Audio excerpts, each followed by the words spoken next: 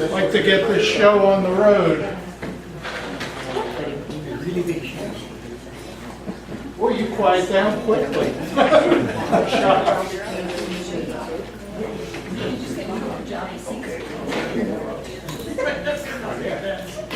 Okay, let's go ahead and get started. My name is Sam Collier.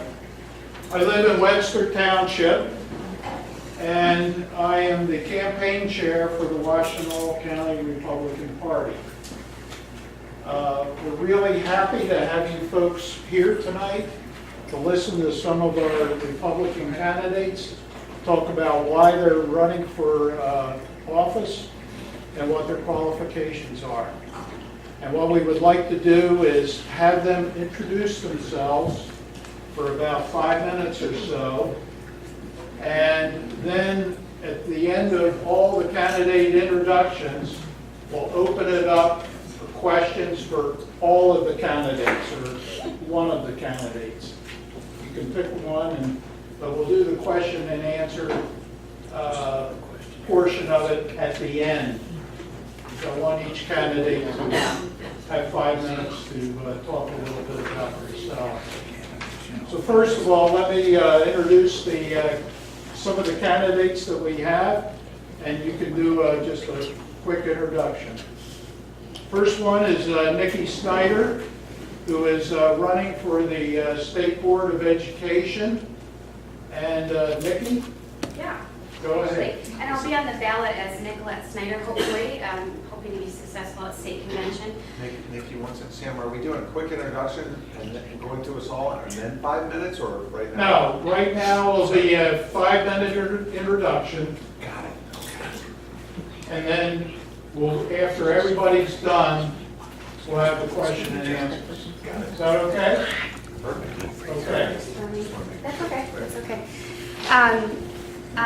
So Nicolette Snyder, running for State Board of Education. My race is at state convention. It's pretty contested, so if we can share my message and my name with precinct delegates that are going to be state convention delegates, that would be wonderful. I'm first a nurse and then a lactation consultant and also a nurse educator. I teach OB and fundamentals of nursing at Washtenaw Community College. I love my job. My husband and I live in Hamburg Township out of Livingston County. We have 3 kids, 9, 7, and 2. We decided that it would be a good idea for me to run for State Board of Education because we're really concerned about what our school system is going to look like in 10 years. We're very concerned. There's a number of issues on the table. We actually spent from 7:30 to 9 the other night talking about it in Dexter. Some of the main issues that I'll talk about that actually stuck out to me in the RNC platform, which I've looked through and especially combed through the education portion just today, is how Common Core standards have really linked us to federal funding and how that federal funding is kind of trickling down, and the government has the right to essentially hand out guidances that feel like mandates, and we'll lose our funding if we don't follow them. So that's a huge problem for me. That takes away from local control and states' rights, and I'm going to be thinking about that every step of the way. And I guess a good example of that recently is the LGBTQ guidance proposal. John Austin, who is actually the president of the current State Board of Education, he's up for re-election. It would be great to take his seat. He is the author of the LGBTQ guidance proposal. And that guidance proposal is a big issue in many school districts right now. And we could see after the fight that Michiganders had and went out to State Board of Education meetings how the DOE came down after all of that. So we can see how federal funding and some of the main issues are tied together right now. So I have a conservative Republican voice. Besides being a professional and a parent, I would just love to represent you guys, and I'll be here talking about whatever you want to talk about tonight. So thanks for the opportunity to introduce myself. What was your name?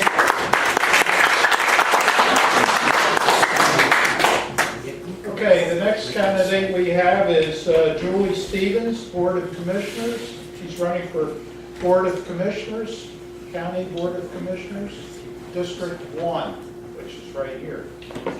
So Julie, thank you. You got the floor.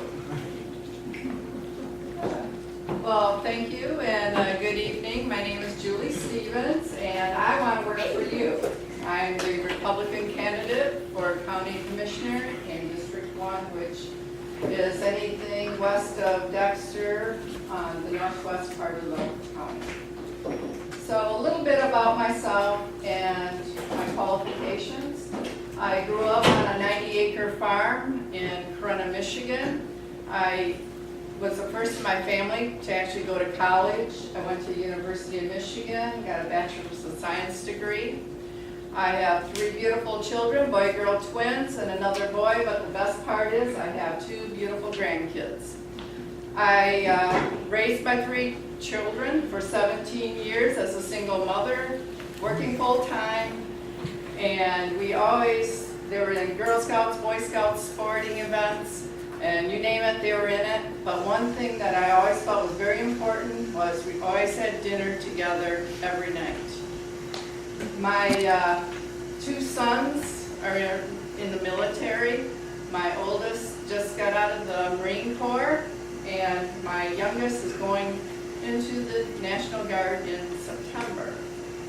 So I'm a little worried, but he actually just graduated with a criminal justice degree from U of M, but he wants to go into the state police force. This is his way of doing it. I have 20 plus years experience in the business realm in pharmaceutical and medical device companies. And while being a single mother, I also went and got my MBA in accounting. And I got a builder's license to build a 4,500 square foot home in Pinckney, and it's still standing to this day. So quite an accomplishment being a single mom. So the reason why I decided to run is that our district, number one, we need a management change. We need to have accountability and transparency for you, the hardworking taxpayers. We need to look at what has been going on in the county and what they've been passing through, and I think it's only fair that you guys know some of the things that they've been doing lately. The first one is, were you aware that the county commissioners were they have a alleged lawsuit against that they took the road tax and for $24 million the last 2 years without the taxpayers' consent. And now that's why it's going to be on the November ballot, the 4-year 0.5 mil tax for roads. Another thing is the tax ID program. The state of Michigan has a state ID program for $10 that anybody, you can go to the Secretary of State's office and get one. Washtenaw County has one for $25, and the taxpayers are paying part of that, $62,000 a year to be able to fund this.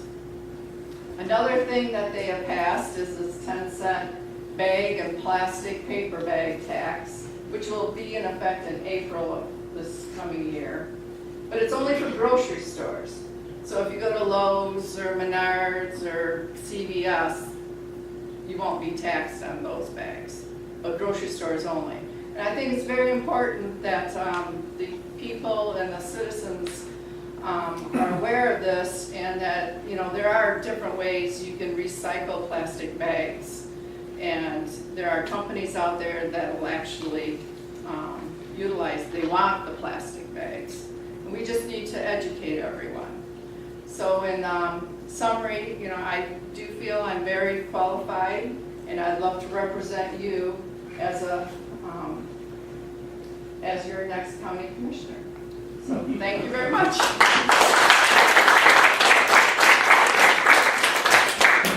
Okay, Mary Tobin, come on down. I really don't want to follow right behind that. Mary is running for Lima Township Clerk. I decided, I haven't done this in a while. My name is Mary Tobin. I'm running for the Lima Township Clerk's position. There are 2 candidates running for that position, both of us on the Republican side of the ballot. And I believe that I am the better candidate to do the work required by this position. I was born and raised farm girl in southern Monroe County. The rural area is very important to me, and keeping this area rural is very important to me. I welcome growth with guidance. I don't want to just see it run amok. I don't want yards full of tiny houses. These are the kind of things that have been brought to the township as possible suggestions for growth in Lima Township. And those are the kind of things that concern me. Very bluntly, I just feel that the person in that position right now has bitten off more than she can chew. It does not play to her strengths. I've got 30+ years background as a paralegal, as an administrator. I've supervised staff, and I've installed and maintained computer networks. There's pretty much nothing I haven't dabbled my fingers in the running of a business or an office. Is anyone here who is a Lima Township resident? May I talk to you later? And does anyone have any questions? I do want to make a comment that the other person who is running for this position, I specifically invited her to attend Republican meetings, and she told me that she didn't have time for that. She was too busy. So thank you for coming, Mary. Well, thank you for letting me know about it. Although I heard about it, you encouraged me to come, so thank you.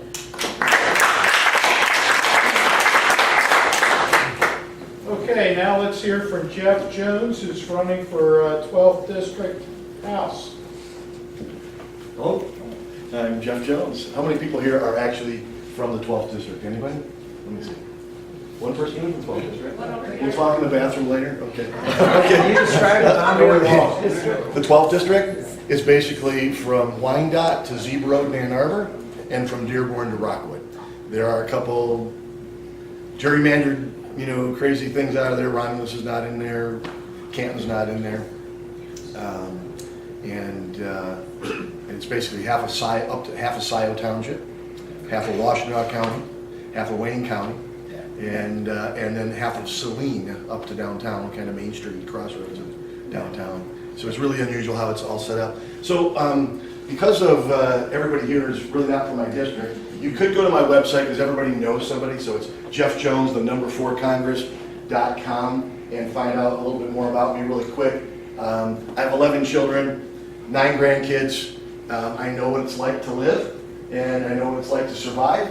And my background is pretty unique.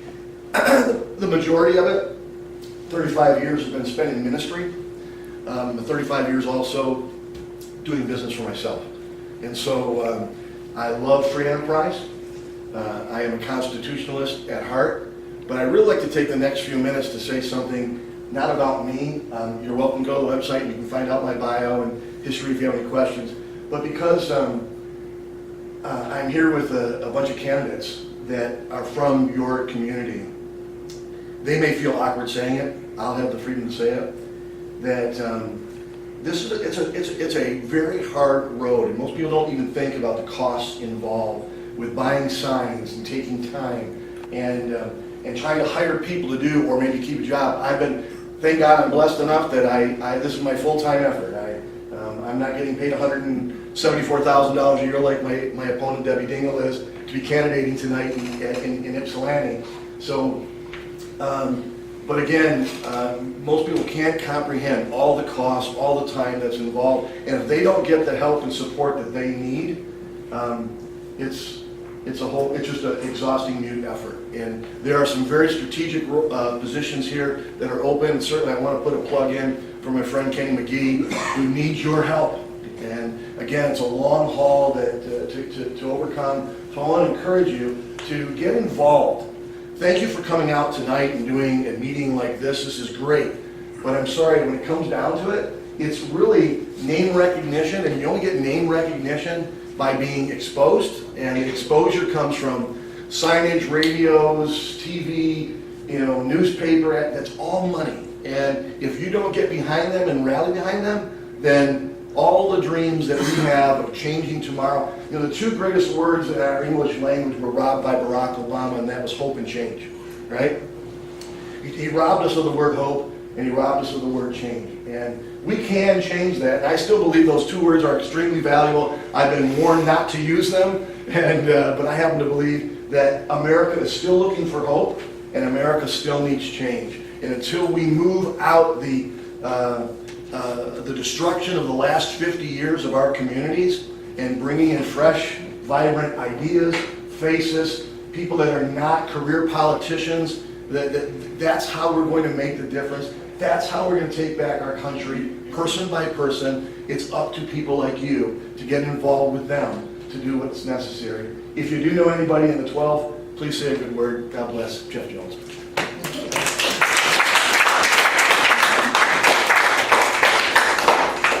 I'd like to introduce Randy Clark. He's running for 52nd House District. Thank you. Which is right here. Right here. Good evening. I am Randy Clark. I'm from Salem Township. I'm a lifelong area resident. I'm a small business owner.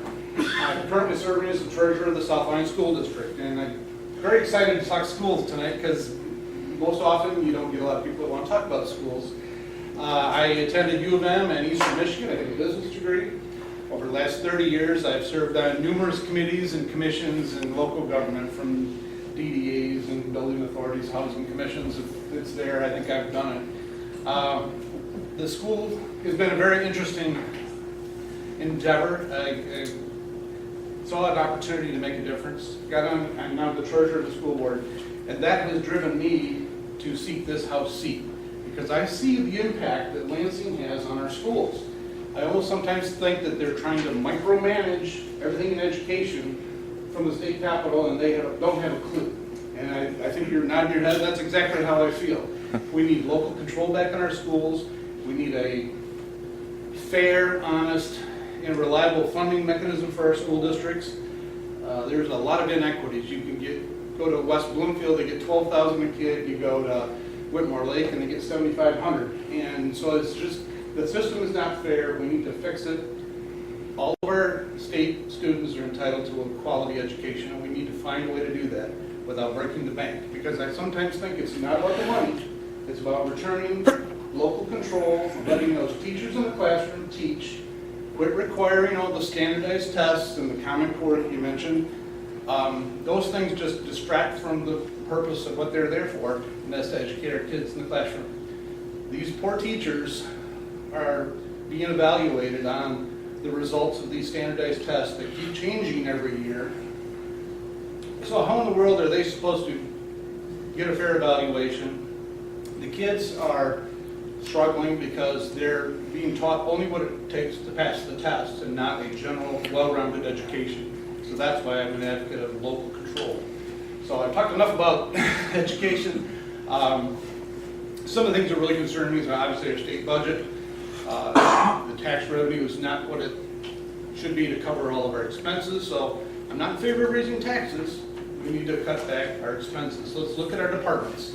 The DEQ has failed us miserably. It needs to be overhauled. I would like to look at MDOT because I think there's a lot of waste in that system. So there's some things I think that need to happen at the state level. I'm a common sense Republican, very fiscally conservative. We cannot afford any more taxes in Michigan. And sitting here in Washtenaw County, we pay some of the highest real estate taxes in the state. So if we keep that path going the way it seems to be headed for Washtenaw, it is going to be very difficult to recruit any high-tech companies, any light manufacturing companies, anybody to this area, because not only does the company have to pay those taxes, but all of their employees do. So when they're looking at locations, that's one of the first things they look at, is what is the tax base, or the requirements to maintain the tax base. So we have got to find some funding alternatives and some expenditures that have to be cut.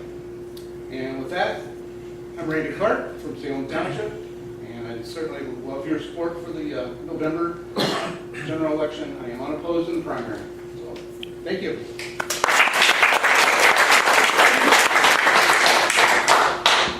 Last but not least, Ken Magee, who's running for county sheriff. Thank you. Keep your hands up where I can see them. All right, folks. Hey, thank you very much, Sam and Jeff. Thank you very much for the wonderful plug.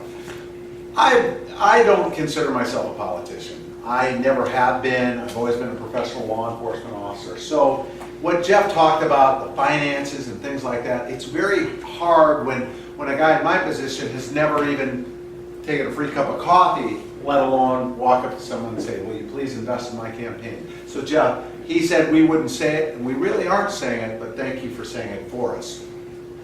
The next part that I'd like to say is that I'm not used to talking about myself.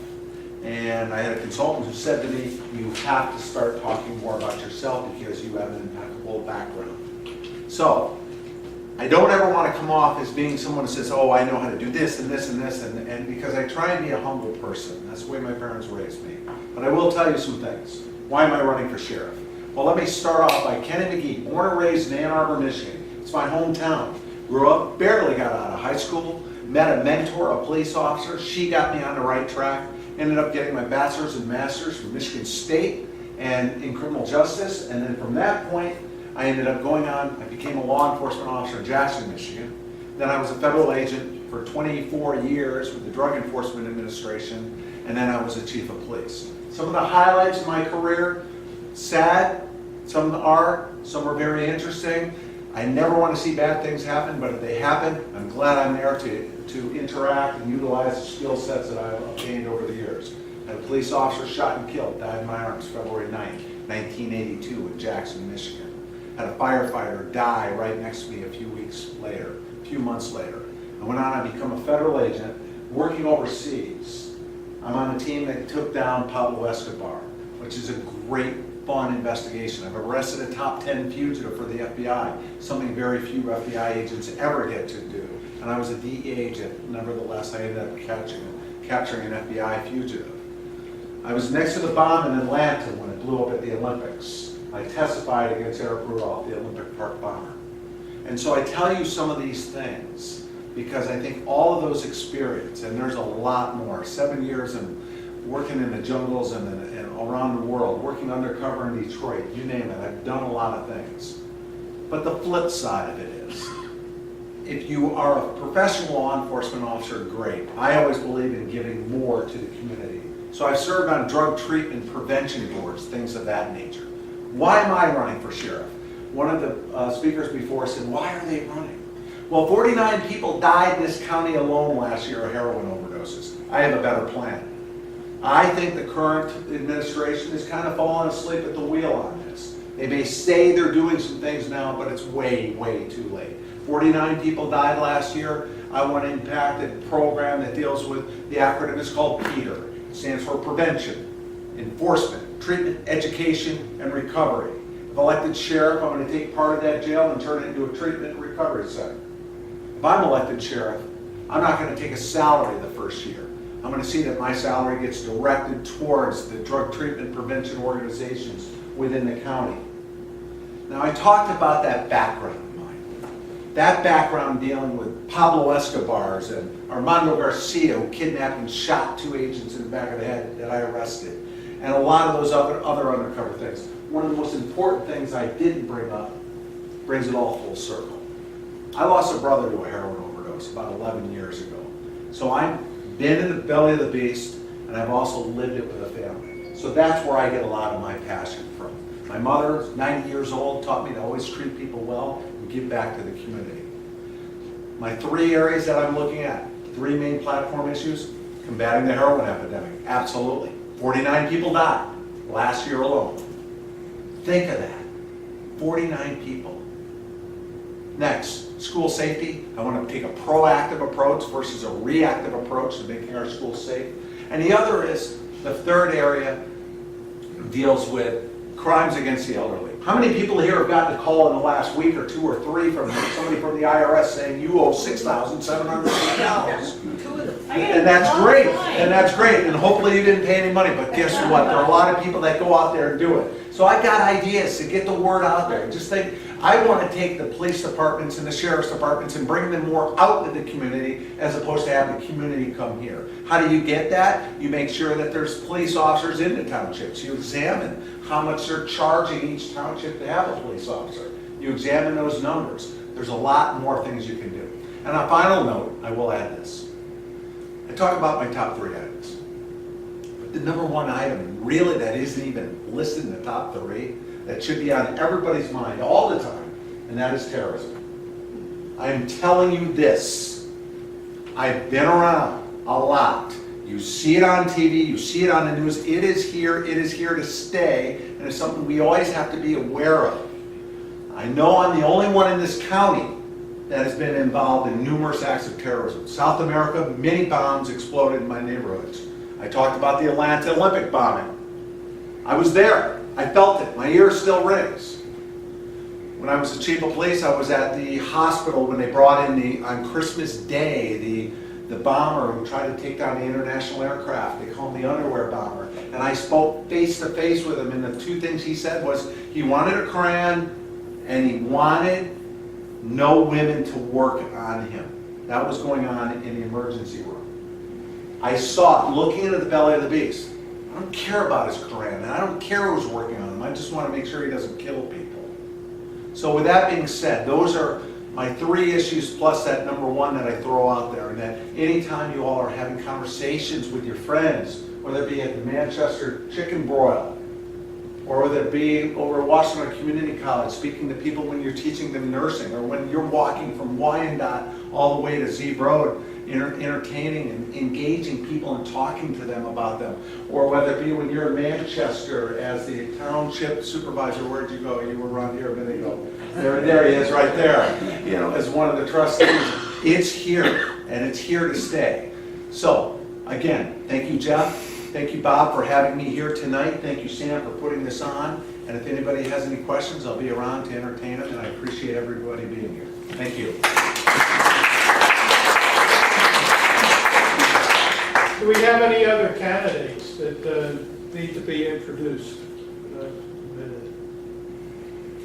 Okay, then what I would like to do is throw it out for questions to our candidates.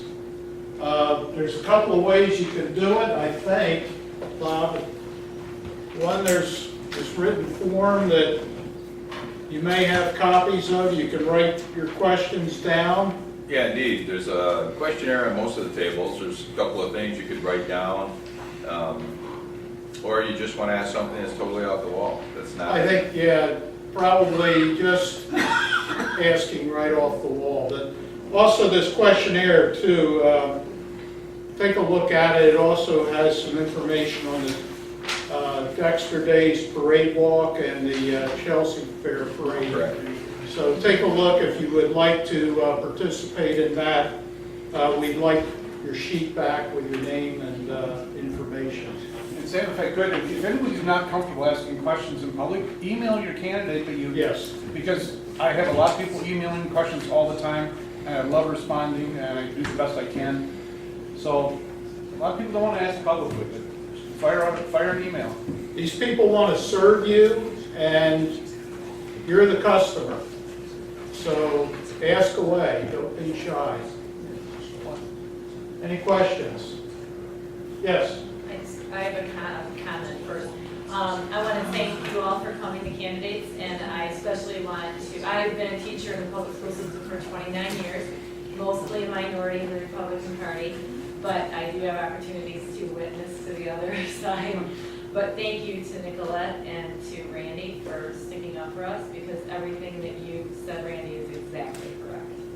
I hear So, from our teachers in Yes. my district all the time. yeah, so appreciate your support, both of you. Other questions or comments? Yes? Well, for Nicolette, Lisa. some of us homeschool our kids, and I'm wondering what things you might want to do are you interested in preserving the homeschooling as an option, and how would you go about doing that? I'm definitely interested. Come on up here. Sorry. Yeah, So you said, am I interested in serving homeschool as an option? Preserving the Oh, yes, homeschool yes. option, that we, because Michigan is probably one of the best states in the country Yep.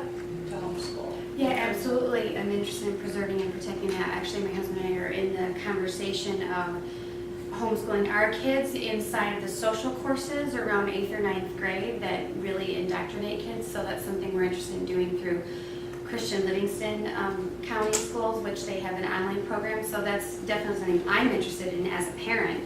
And then also as a professional, if I were put into a position to make decisions like that, I would absolutely preserve that. That was one of the things in the platform today was that parents are the first and foremost educators of their children, which means they can make the best educational decisions for their children. So that's the cornerstone of exactly what homeschooling is. And you said something else that brought something to mind. Is that it? Well, what protections can you put in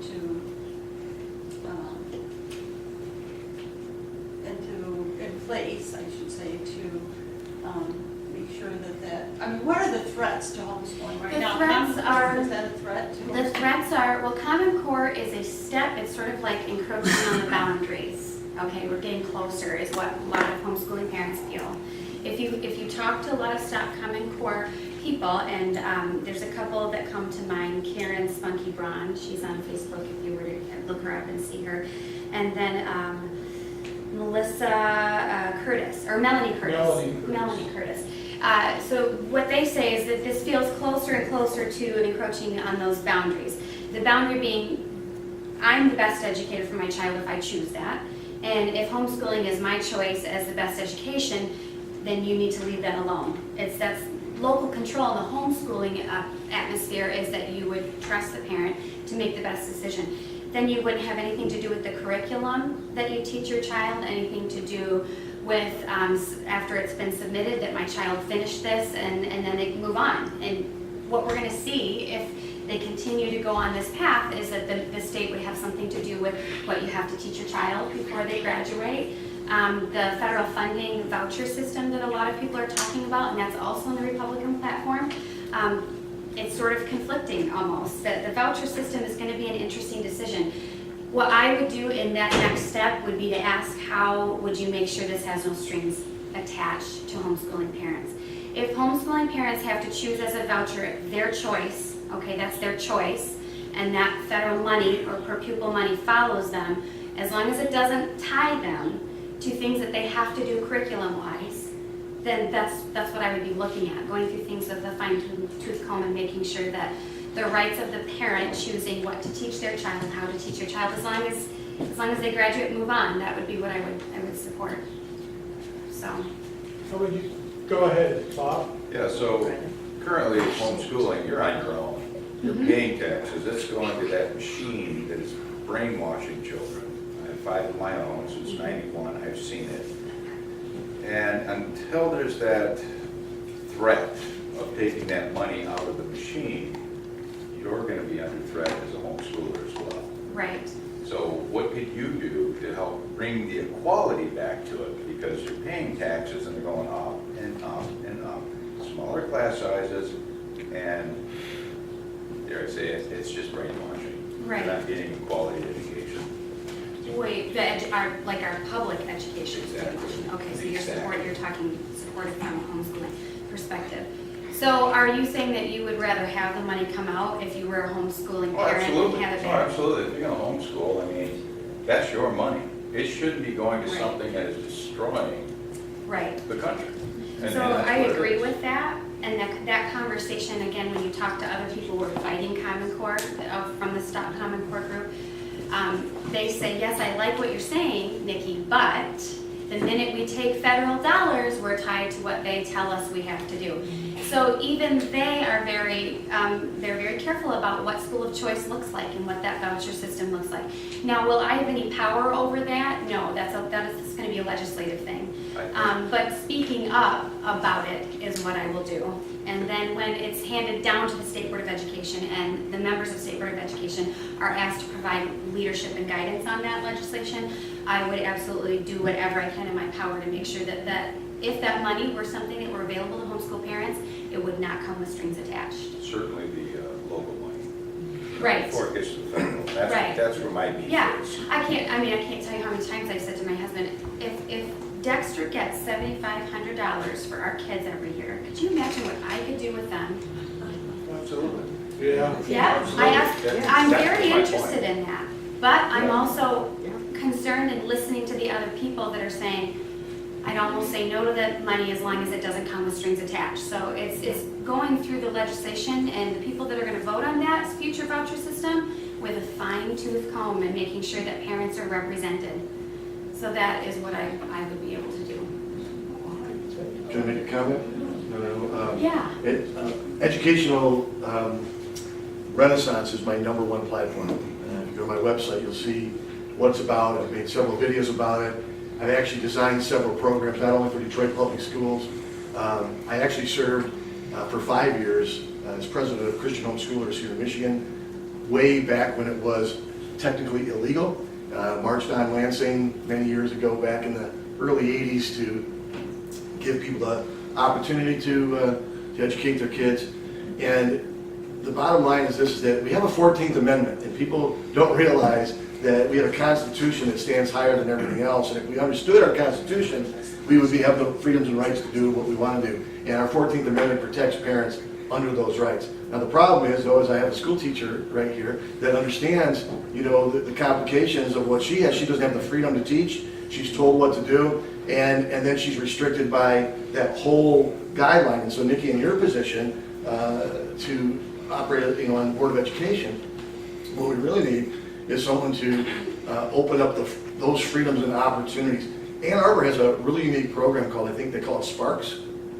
It's a Spark program, and it's kind of an integrating program of using corporations and individuals to come into public schools and help actually train our children for the future, rather than forcing them to be standardized testing and whether Common Core and so forth.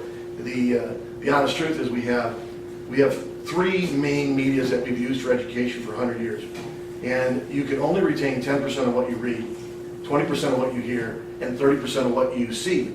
So the 3 main medias that we use for education has a 70% failure ratio.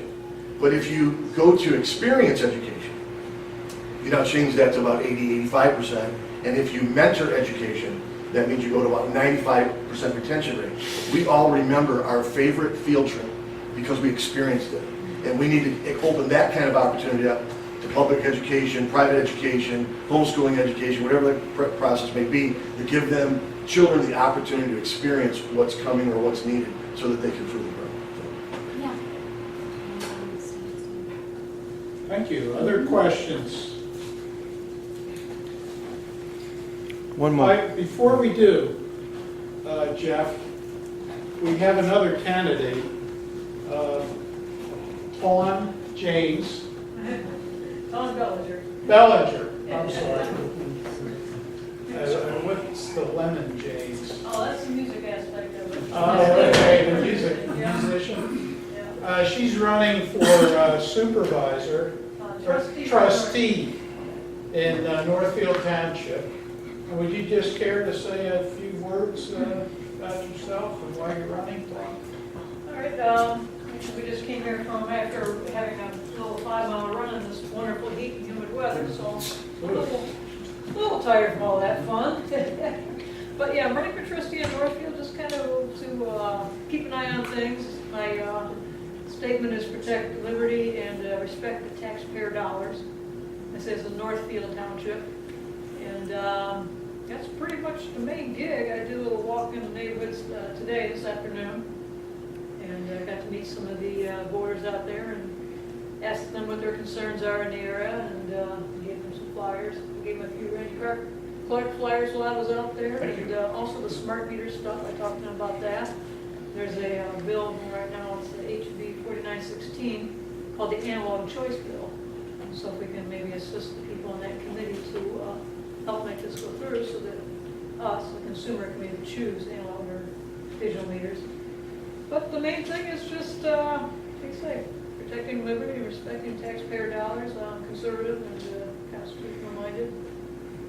And so, if you know anybody in Northfield, I could sure humbly ask for their vote, August 2nd and November 8th. My name is Tawn, T-A-W-N. Thanks.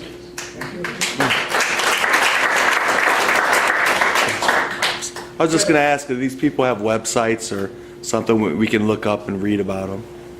A lot of them do. Okay. Websites or Facebook pages. I was going to ask if they after they get up there, if they can just say it real quick. Or Yeah. website, yeah. Wanna just do it- So I'll wanna make do us sure. all one at a time after? We can do everybody's that done, way. and We can do it then that way let's too. We can do it that way let's do too. it that way. Okay, want to Yeah, wait yeah, we'll do it later. Okay. Okay, Jeff, you had a question. Did you not? Mr. Clark, Yes. why do you think that EPQ needs to be reorganized, and simply, how would you do it? I think there's a couple things. I think we're seeing a little bit of heavy-handedness in their enforcement of regulations. I have a lot of friends who are truly farmers, and what they're going through when they're threatened with massive fines and civil charges and all that for simply cleaning out a ditch or a swale that's on their property, not even in the right-of-way. I think the department has gone too far, and I'm very in favor of the environment. I think we need some regulation in governing pipelines, and certainly our Great Lakes are very important. So in no way do I want to jeopardize our natural resources. But on the other hand, I think sometimes the DEQ's policies and the way they use their enforcement powers against the small businesses and farmers in our state, I think it's reprehensible sometimes. I've seen the letters that a farmer gets when he cleans out a ditch trying to keep his field from flooding. And we had that big problem. You can't tell it right now because it's quite dry, but this spring they had a lot of problems with fields flooding. And I think that's a big part of it. I think sometimes our state departments forget who they work for. And it's not that, you know, the Flint thing is, everybody talks about that. I'm not sure if that was whose fault that was. That's yet to be determined. But I think that our departments, and maybe the DEQ is not the only one, but a lot of our state departments need to be reminded who they work for and who they need to respect. You had a question. Yes. Yeah, for candidate Magee, can you compare and contrast what you will do compared to the incumbent, who I gather is running again? So compare and contrast in what I would like to do and what he has done. I've gone out on record saying, I'm not saying he's done a bad job, I'm saying I will do a lot better. I do believe that they have not done a lot in regards to combating the heroin crisis.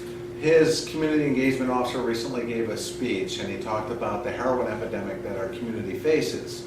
In that speech, he said that just recently has come onto the radar of all the people involved in city councils and commissioners and the community in the last year. He went on to say that if you would have asked any of the deputies, they would have told you about the problem 4 years ago.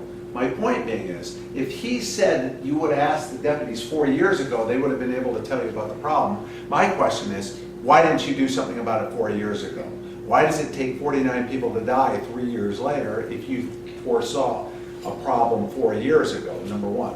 Number two is I don't think there's, when I've reviewed some of the paperwork in regards to some of the statistics over there, I'm not quite so sure how heavily involved they are in regards to drunk driving enforcement. There's some other things too. For example, I have met with the drug treatment and prevention community and the various programs that help people in substance abuse. You have approximately 400 people on average a year within the jail. When you take those 400 people, not having the exact statistics, but let's just say more or less 50 to 60% of them have a drug or substance abuse problem. So there you have over 200 people. What you have then is what we call a recidivism rate. And for those of you who do not know what recidivism is, it's a statistical term that is utilized for people who recommit crimes. So a recidivist is someone who commits a crime, gets caught, they're not a recidivist yet, until they get released, and then they commit the same crime over again. So there's a 63% recidivism rate at the jail where people are coming back for committing crimes over and over and over again. My point is this: if you know over 50 to 60% of your people, over 200 of the clients that are in that jail have some sort of substance abuse issues, why aren't you attacking it much more vigorously in regards to substance abuse counseling? Again, I would take part of the jail and turn it into a treatment and recovery center. So those are some things that I know he is not doing. Am I saying, do they have AA come into the jail sometimes? Absolutely. Do they have sometimes counselors come into the jail? Absolutely. But you have a captured audience here, so to speak, for 24 hours a day. Why are you not having round-the-clock substance abuse counseling?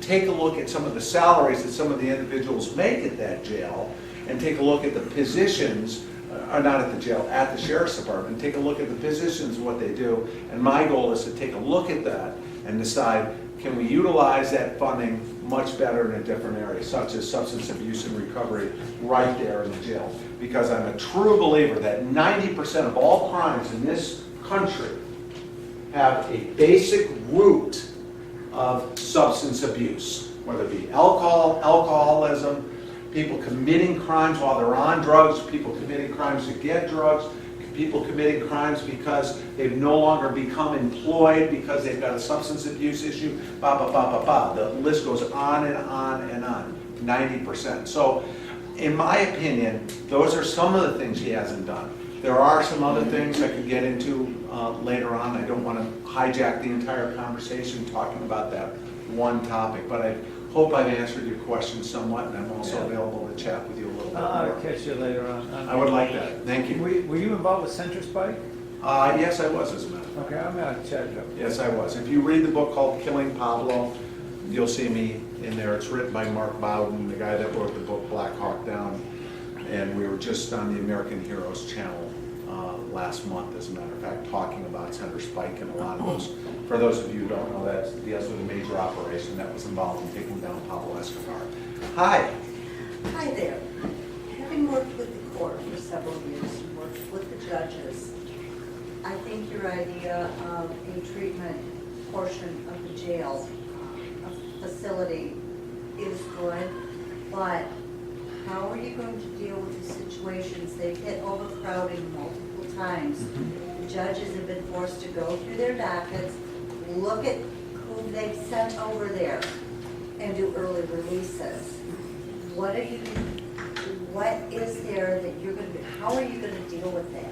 Well, there are a lot of people, again, there are a lot of people that are already being released that don't have substance abuse issues, that might have been people involved in some of those misdemeanor crimes or high misdemeanor crimes such as check fraud or whatever the case may be, where it's been reduced to a larceny, a misdemeanor larceny. So my point being is, there are still a lot of people that are being released from the jail to serve their time, whether it be home service or community service or whatever.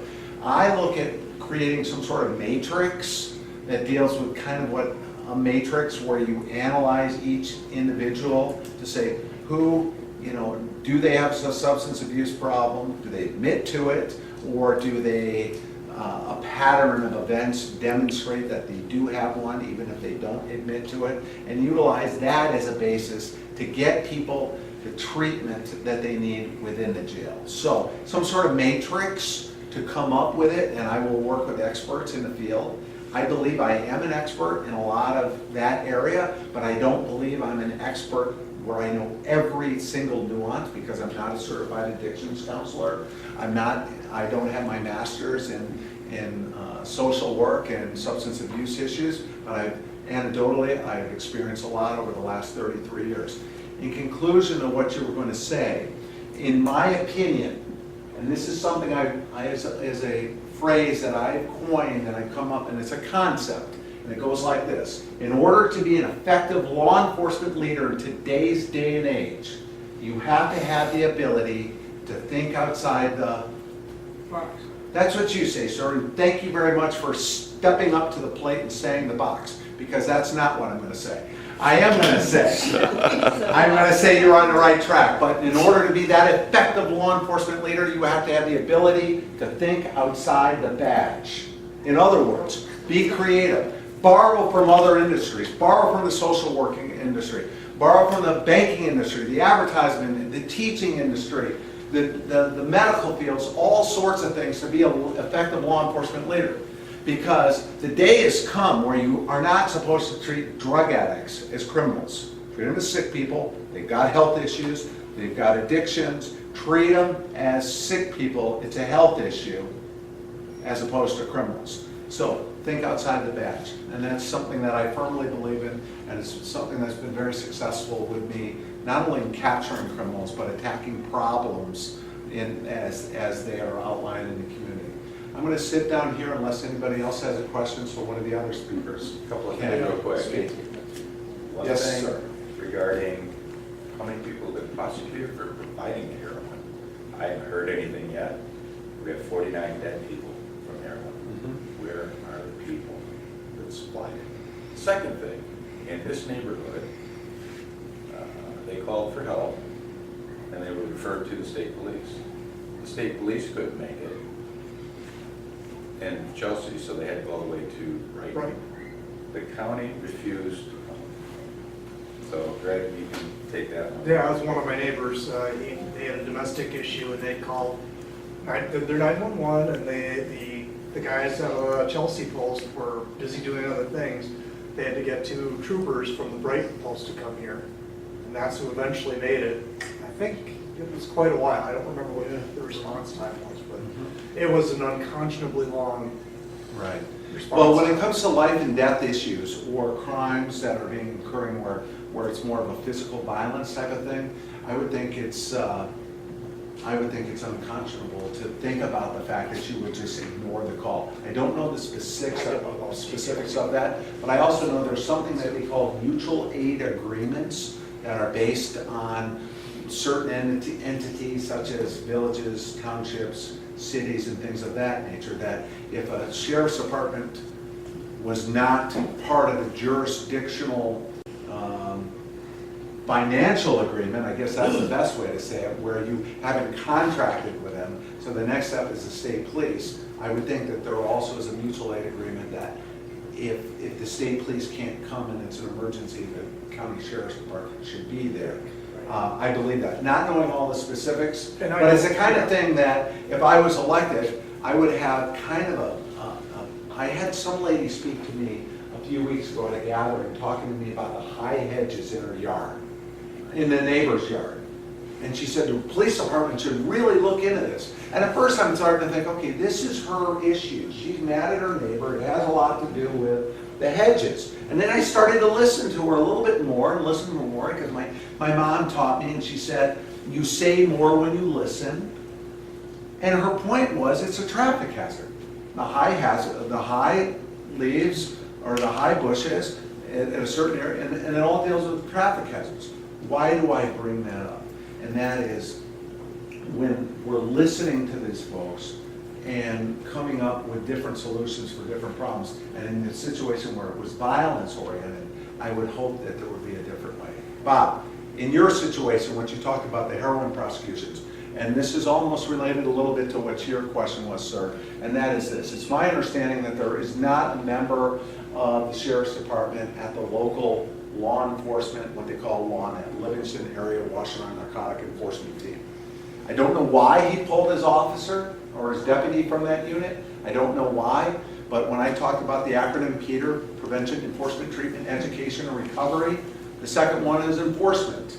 And that's just not law enforcement, that also deals with enforcement of family values and things of that nature. But if you don't have a player on the field when it comes to narcotics law enforcement, you're not going to get some of those people that need to be arrested. And I'm not talking about the users, I'm talking about the dealers. I don't have the amount of numbers that were arrested for dealing in heroin, But I do know this, it's the concept of arresting one person for giving a very small amount of heroin to another person when they're both junkies is kind of a failing concept. If you're arresting them for delivering possession and things of that nature, he's not the drug dealer. He is the same person that is, it's the equivalent of three guys getting together and ordering a pizza in college. They all split the pizza and they share the money because they're all hungry. Same thing. Two people, a small amount of heroin, they split the heroin. Okay, give me $20 because that's my portion of the heroin. But in answer to your question, it's my understanding there's not anybody at LawNet, and that would be one of the first things I would do, because it's not that we're going to arrest our way out of the situation, but we've got to utilize that to be proactive in nature, to see the trends and things that are going on. Sure. I'm going to sit down unless anybody else has a question. Sam, I want to be cognizant of my friends' times that we can talk on the side. Yeah, that's good. Unless anybody has a question more, just let me know. Questions for the other candidates, or Ken, or anybody?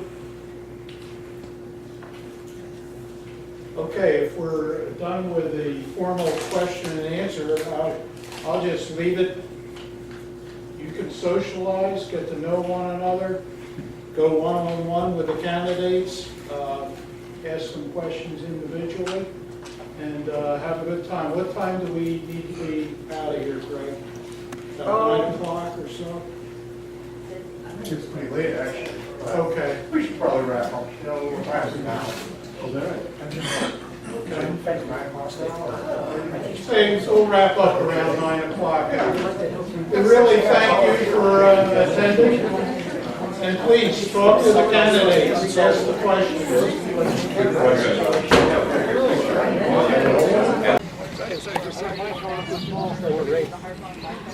Where are we going here? Where are you lining up? It's like herding cats.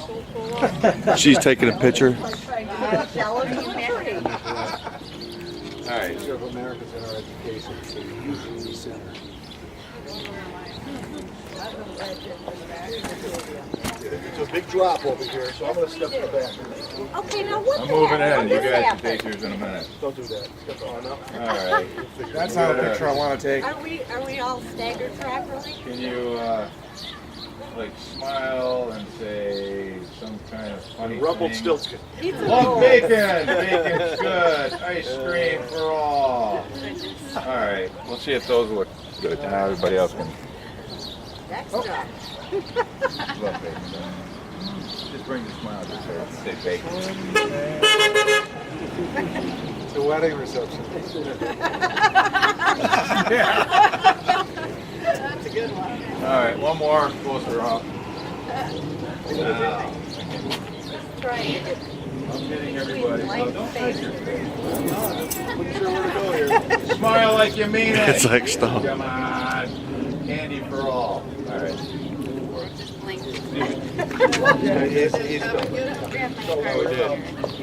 I'll grab my card for you. Yes. And, let me know. Everybody is